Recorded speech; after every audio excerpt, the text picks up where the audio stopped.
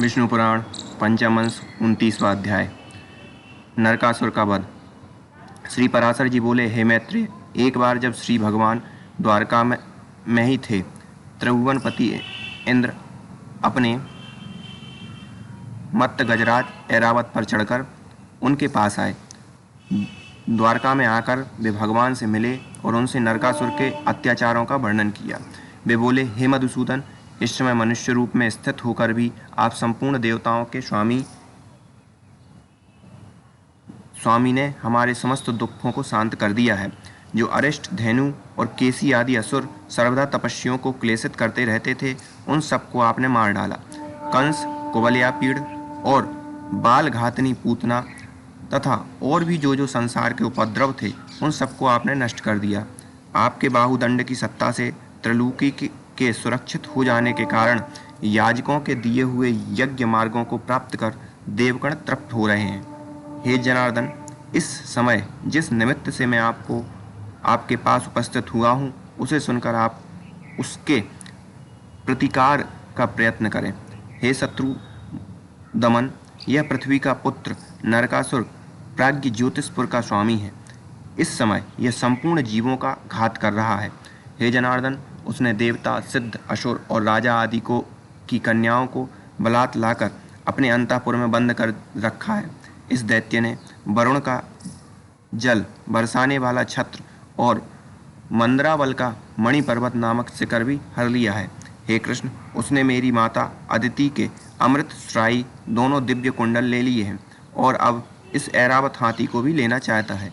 हे गोविंद, मैंने आपको उसकी ये सब अनीतियाँ सुना दी। इनका जो प्रतिकार होना चाहिए वह आप स्वयं विचार कर लें। श्री पराशर जी बोले, इंद्र के ये वचन सुनकर देवकी नंदन मुस्काए और इंद्र का हाथ पकड़कर अपने श्रेष्ठ आसन से उठे। फिर स्मरण करते ही उपस्थित हुए आकाशगामी गरुड़ पर सत्यभामा को चढ़ाकर स्वयं चढ़े और प्राज्ञ ज्योतिषपुर को चले। तदनंतर इंद्र भी ऐरावत पर चढ़कर देवलोक को गए तथा भगवान कृष्णचंद्र सब द्वारकावासियों के देखते देखते नरकासुर को मारने चले गए। हे दुजोत्तम, प्राग ज्योतिषपुर के चारों ओर पृथ्वी 100 योजन पुर दैत्यों के बनाए हुए छुरे की धारा के समान अति तीक्ष्ण पासों से घिरी हुई थी।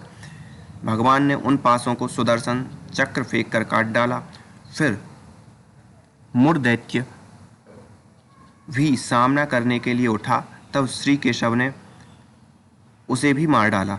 तदनंतर श्री हरि ने मुर के साथ 1000 पुत्रों को भी अपने चक्र की धार रूप अग्नि में पतंग के समान भस्म कर दिया।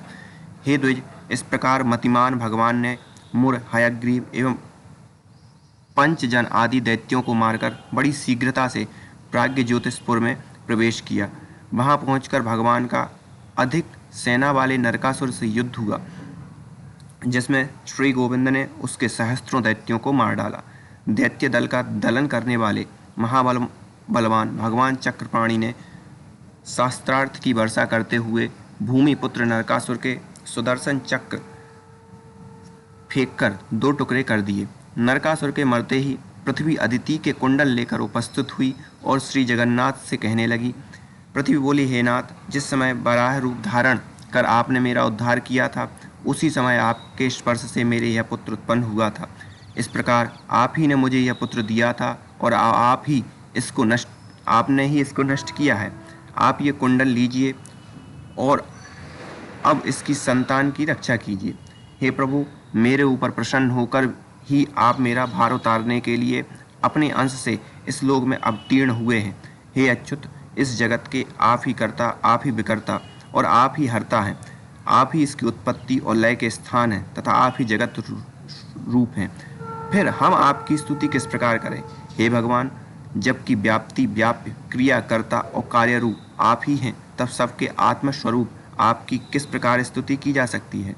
हे नाथ, जब आप ही परमात्मा, आप ही भूतात्मा और आप ही अव्यय जीवात्मा हैं, तब किस वस्तु को लेकर आपकी स्तुति हो सकती है?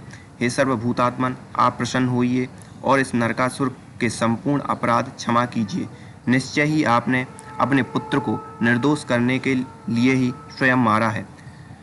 श्री पराशर जी बोले, हे मुनि श्रेष्ठ, तदनंतर भगवान भूत भावन ने पृथ्वी से कहा, तुम्हारी इच्छा पूर्ण हो। और फिर नरकासुर के महल से नाना प्रकार के रत्न लिए। हे महात्मा मुने, अतुल विक्रम श्री भगवान ने नरकासुर के कन्यांतपुर में जाकर 16,100 कन्याएं देखी तथा 4 दांतों वाले 6,000 गज श्रेष्ठ और 21 लाख काम्बोज देशीय अश्व देखे। उन कन्याओं, हाथियों और घोड़ों को श्री कृष्णचंद्र ने नरकासुर के सेवकों के द्वारा तुरंत ही द्वारकापुरी पहुंचा दिया। तदनंतर भगवान ने वरुण का छत्र और मणि पर्वत देखा। उन्हें उठाकर उन्होंने पक्षीराज गरुड़ पर रख लिया और सत्यभामा के साथ स्वयं भी उसी पर चढ़कर अदिति के कुंडल देने के लिए स्वर्गलोक को गए। इति श्री विष्णु पुराणे पंचमहंसे 39 अध्यायः।